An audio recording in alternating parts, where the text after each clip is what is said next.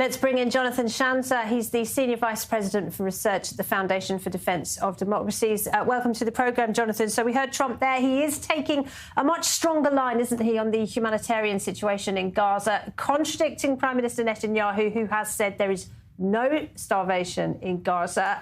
How do you see this? Is this a rift? How should Israel proceed? Yeah, I think it's an interesting question, although I don't see it necessarily as a rift. I mean, I think that both leaders are dealing with a bit of fog of war here. We know that malign actors are trying to shape the information space.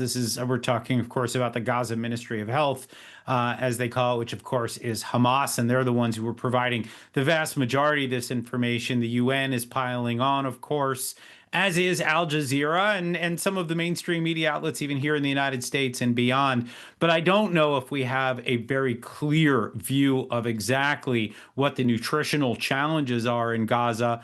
And I think really what we're seeing is both leaders doing the right thing here. You know, you've got Bibi Netanyahu pausing the conflict, ensuring that food is getting in, ensuring that aid is getting in. And now you've got Donald Trump saying that he wants to do more to make sure that this is taken care of.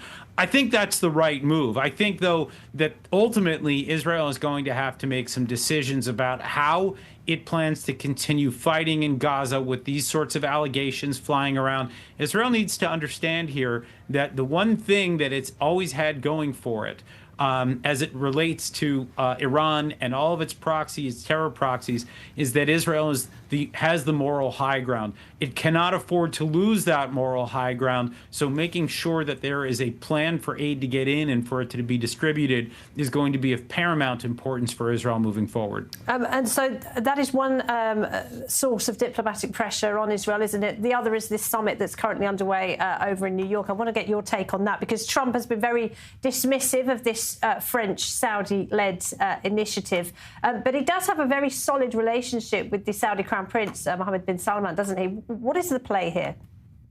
Yeah, I mean, I think that's the interesting part of this. I mean, there's no surprise that Donald Trump would come out against Emmanuel Macron and his decision to, or purportedly anyway, to recognize a Palestinian state. But when the Saudis are involved, it's another story, because, of course, the president has invested a huge amount of effort and time trying to cultivate those relationships with the Saudis, and also to ultimately try to bring them to the table to have them join the Abraham Accords.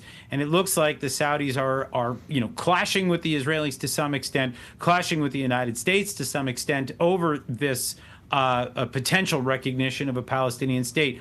I think that, the commentary that I just heard right before coming on is exactly right. This is premature. The Palestinian Authority is corrupt. It's been involved in pay for slay. It barely controls the territory that it is purportedly administering right now. It couldn't do any of this without Israel. So the idea of declaring a state seems wildly premature to me.